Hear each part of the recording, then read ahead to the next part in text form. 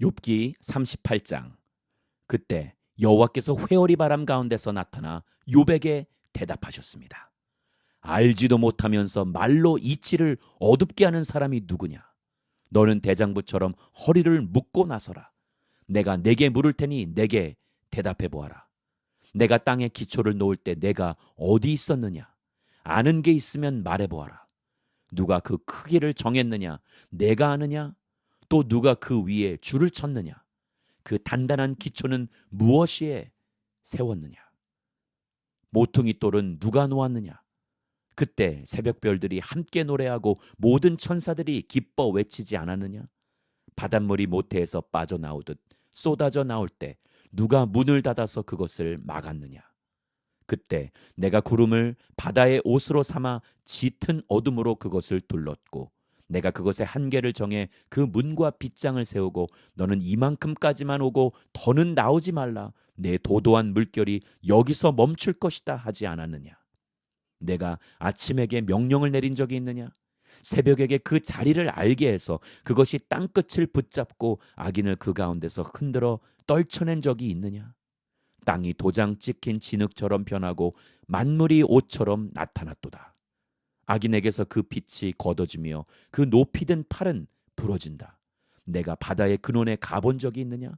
깊은 물 밑으로 걸어본 적이 있느냐? 죽음의 문이 내게 열린 적이 있느냐? 죽음의 그림자의 문들을 본 적이 있느냐? 땅이 얼마나 드넓은지 깨달은 적이 있느냐? 내가 이 모든 것을 안다면 말해보아라. 빛의 근원지로 가는 길이 어디냐? 어둠이 있는 자리는 어디냐? 내가 그것들을 제자리로 데려갈 수 있느냐? 그것들의 집으로 가는 길을 아느냐? 너는 그때 이미 태어난 몸이니 물론 알겠지. 내가 살아온 날이 얼마나 많으냐? 내가 눈의 창고에 들어가 본 적이 있으며 우박의 창고를 본 적이 있느냐? 그것은 내가 고난의 때를 위해 전쟁과 전투의 날을 위해 준비해 놓은 것이다. 해가 뜨는 곳에 가본 적이 있느냐? 동풍이 어느 쪽으로 흩어지는지 내가 아느냐? 누가 폭우가 빠지는 수로를 파며 우레의 길을 냈느냐? 사람이 살지 않는 땅, 아무도 없는 광야에 비를 내리고 황폐하게 버려진 땅을 비옥하게 해 연한 풀에서 싹이 나게 하느냐? 비에게 아버지가 있느냐? 누가 이슬방울을 낳았느냐? 얼음이 누구의 태에서 나왔느냐? 하늘에서 내리는 서리는 누가 냈느냐? 물이 돌처럼 딱딱하게 굳고 깊은 물의 수면이 얼어붙는다. 내가 북두 칠성을 묶을 수 있느냐? 내가 오리온의 줄을 풀 수 있느냐? 내가 때에 따라 별자리를 낼 수 있느냐? 곰자리와 그 별들을 인도할 수 있느냐? 내가 하늘의 법칙을 아느냐? 내가 땅을 다스리는 주권을 세울 수 있느냐? 내 소리를 구름까지 높여 스스로 홍수로 뒤덮이게 할 수 있느냐? 내가 번개를 보내 번개가 가면서 우리가 여기 있다고 말하게 할 수 있느냐? 누가 속에 지혜를 두었느냐? 누가 마음속에 지각을 주었느냐? 누가 지혜롭게도 구름을 셀 수 있느냐? 누가 하늘의 물병들을 쏟을 수 있느냐? 티끌이 뭉쳐서 진흙이 되고 그 덩어리들이 달라붙게 할 수 있느냐? 내가 사자를 위해 먹이를 사냥하겠느냐? 배고픈 어린 사자를 배불리겠느냐? 그것들이 굴에 웅크리고 있고 덤불 속에 숨어 기다리고 있을 때 그렇게 하겠느냐? 까마귀 새끼들이 하나님께 부르짖고 먹이가 없어 돌아다닐 때 누가 그 까마귀를 위해 먹이를 주겠느냐? 욥기 39장. 너는 사냥이 언제 새끼를 낳는지 아느냐? 암사슴이 새끼 베는 것을 내가 알 수 있느냐? 몇 달 만에 만삭이 되는지 내가 아느냐? 또 언제 새끼를 낳는지 아느냐? 사냥들이 웅크리고 앉아 그 새끼를 낳으면 그 산고가 끝난다. 그 새끼들이 무럭무럭 자라 들판에서 강해지면 그 곁을 떠나서 돌아오지 않는다. 누가 들나귀를 풀어주었느냐? 누가 그 묶인 줄을 풀어주었겠느냐? 내가 광야를 들나귀에게 주어 집으로 삼고 소금기 있는 땅을 거처로 삼게 했다. 들나귀는 마을의 북적댐을 보고 비웃고 낙이 모는 사람의 소리도 무시한다. 산지가 그의 초장이니 푸른 것이 있는 데마다 찾아다닌다. 들소가 너를 기쁘게 섬기겠느냐? 내 구유 옆에서 가만히 있겠느냐? 내가 들소를 밭고랑에 줄로 묶어둘 수 있느냐? 그것이 내 뒤에서 골짜기를 경작하겠느냐? 들소가 힘이 세다고 내가 의지하겠느냐? 내가 들소에게 무거운 짐을 지우겠느냐? 내가 내 곡식을 가져와 타작마당에 모으는 일을 들소에게 맡기겠느냐?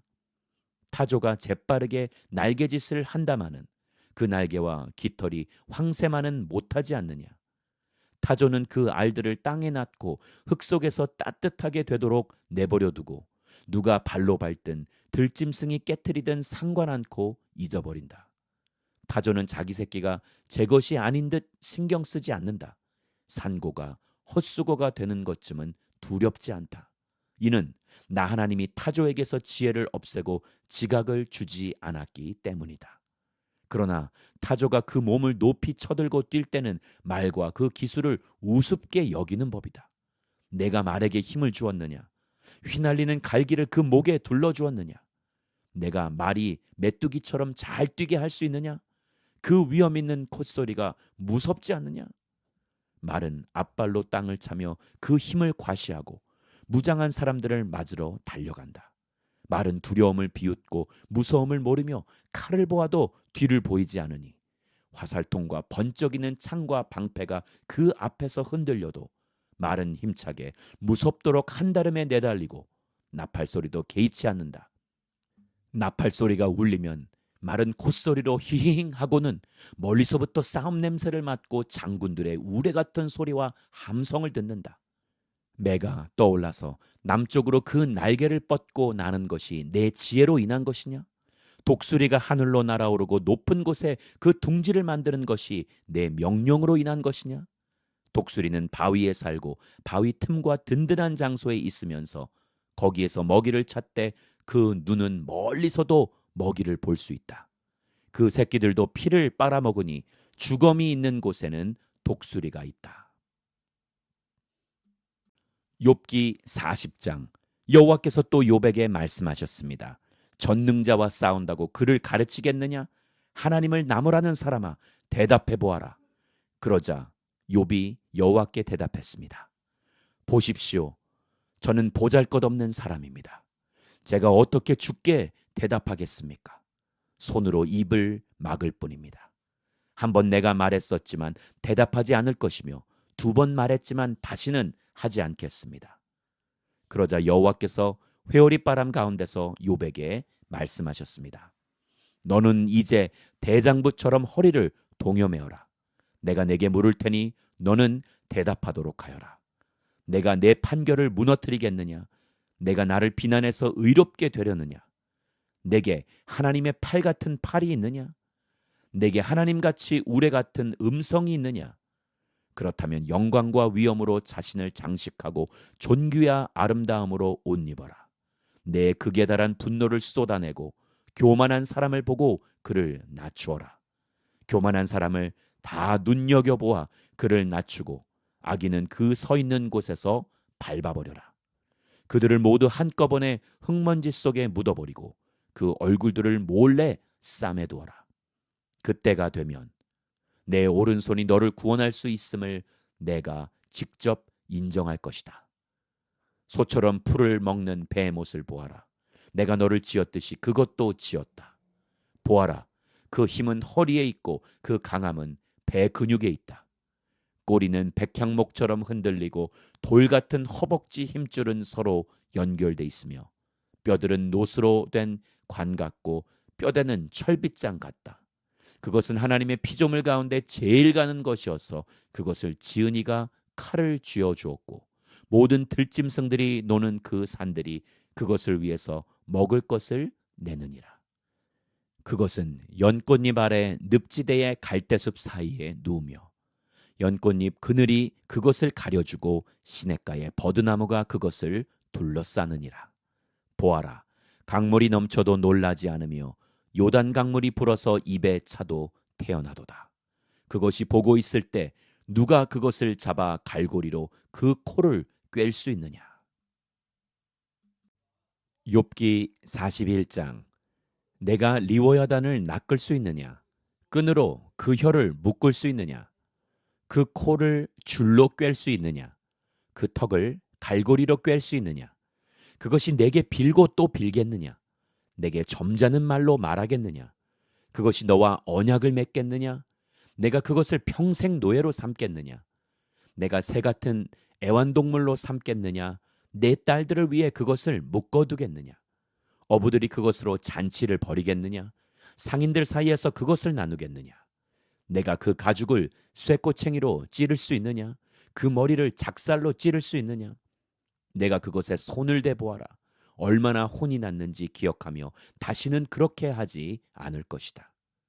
보아라, 그것을 굴복시키겠다는 생각은 어림도 없으니 그것을 보기만 해도 아찔하지 않느냐? 그것을 감히 자극할 만큼 용맹한 사람은 없다. 그런데 누가 내 앞에 설 수 있겠느냐? 나를 막아서서 내가 갚아야 한다고 하는 사람이 누구냐? 하늘 아래 있는 것이 다 내 것이다. 그 사지와 그 힘과 그 튼튼한 뼈대를 내가 말하지 않을 수 있겠느냐? 누가 그 가죽을 벗길 수 있느냐? 누가 두 겹 비늘 사이를 뚫겠느냐? 누가 감히 그 얼굴 문을 열겠느냐? 그 둘러난 이빨이 무시무시하니 말이다. 그 비늘은 단단히 봉인된 듯 붙어 그 자랑이 된다. 비늘이 서로 꽉 붙어 있어서 바람도 통하지 않는다. 그것들이 서로 단단히 조여 있고 함께 붙어 있어 떨어지지 않는다. 그가 재채기를 하면 빛이 번쩍이고 그 눈은 새벽의 눈꺼풀 같다. 그 입에서는 횃불이 나오고 불꽃이 튀며 그 코에서는 연기가 나오니 펄펄 끓는 냄비나 가마솥에서 나오는 것 같다. 그 숨은 숯에 불을 붙이고 그 입에서는 불꽃이 나온다. 그 목에는 힘이 있고 그 앞에서는 경악이 나타난다. 그 살갗이 서로 연결되고 견고해 움직이지 않는다. 그 마음은 돌처럼 단단하며 맷돌의 아랫짝같이 단단하다. 그것이 일어나면 용사라도 두려워하고 그것이 부수어대면 기가 꺾인다. 칼이 닿아도 힘을 쓰지 못하고 창이나 화살이나 작살도 아무 소용이 없다. 그것은 철을 집처럼 다루고 청동을 썩은 나무처럼 취급한다. 화살을 쏘아도 도망치지 않으며 물맷돌도 겨와 같이 날려버린다. 몽둥이도 지푸라기쯤으로 여기고 창을 던지는 것을 보고도 피식 웃는다. 그 백가죽은 들쭉날쭉한 질그릇 조각 같고 진흙 위에 타작기계처럼 자국을 내는구나. 그것은 깊은 물을 솥 끓이듯 하고 바다를 기름솥 끓이듯 한다. 또 가고난 자취에 빛나는 길을 남기니 사람이 보기에 깊은 물이 백발 같다고 여긴다. 땅 위에 그 같은 것이 없으니 그는 두려울 것 없이 지어졌다. 모든 교만한 것을 다 쳐다볼 수 있으니 모든 교만한 자식들을 다스리는 왕이다. 욥기 42장. 그러자 욥이 여호와께 대답하며 말했습니다. 나는 주께서 모든 일을 하실 수 있고 계획하신 일은 무엇이든 이루신다는 것을 알았습니다. 잘 알지도 못하고 주님의 뜻을 가린 자가 누구입니까? 내가 알지도 못하는 일들을 말하고 너무 기이해서 알 수 없는 일들을 내가 내뱉었습니다. 간구하오니 들어주십시오. 내가 말하겠습니다. 내가 여쭙겠으니 대답해 주십시오. 내가 주에 대해 지금까지 내 귀로만 들었는데 이제 내 눈으로 주를 보게 됐습니다. 그래서 내가 스스로 한탄하며 티끌과 재를 뒤집어쓰고 회개합니다. 여호와께서는 욥에게 이 말씀을 마치시고 나서 대만 사람 엘리바스에게 말씀하셨습니다. 내가 너와 내 두 친구에게 진노했다. 너희는 나에 대해 내 종 욥처럼 옳게 말하지 않았다. 그러므로 너희는 수소 7마리와 수량 7마리를 가지고 내 종 욥에게 가서 너희 자신을 위해 번제를 드리라. 내 종 욥이 너희를 위해 기도해 줄 것이다. 그러면 내가 그 기도를 받아들여 너희의 어리석음대로 너희가 나에 대해 내 종 욥처럼 옳은 말을 하지 않은 것에 대해 갚지 않겠다. 그러자 대만 사람 엘리바스와 수아 사람 빌닷과 나아마 사람 소발은 여호와의 말씀대로 했고 여호와께서는 욥의 기도를 받아들이셨습니다. 욥이 그 친구들을 위해 기도를 마치자 여호와께서는 욥의 상황을 돌이키셨고 전에 있었던 것보다 2배로 더해 주셨습니다. 그러자 그 모든 형제들과 자매들과 전에 알고 지내던 사람들이 그에게 와서 그 집에서 함께 먹었습니다. 여호와께서 그에게 보내신 모든 고난을 위로하고 달래며 각각 은 한 조각과 금가락지를 욥에게 주었습니다. 여호와께서는 욥의 말년에 초년보다 더 많은 복을 주셨습니다. 그리하여 그는 양 1만 4천 마리, 낙타 6천 마리, 소 1,000쌍, 암낙이 1,000마리를 갖게 됐습니다. 그는 또 7 아들과 3 딸도 얻었습니다. 그는 큰 딸을 여미마, 둘째 딸을 구시야, 셋째 딸을 게렌합북이라고 이름지었습니다. 온 땅에서 욥의 딸들만큼 아름다운 여인들은 찾아볼 수 없었고 그 아버지는 아들들에게 준 것처럼 딸들에게도 유산을 나누어 주었습니다. 이후로 욥은 140년을 더 살면서 아들들과 손자들 나아가 4대 자손까지 보았습니다. 그러고 나서 욥은 나이 들어 수명이 다해 죽었습니다.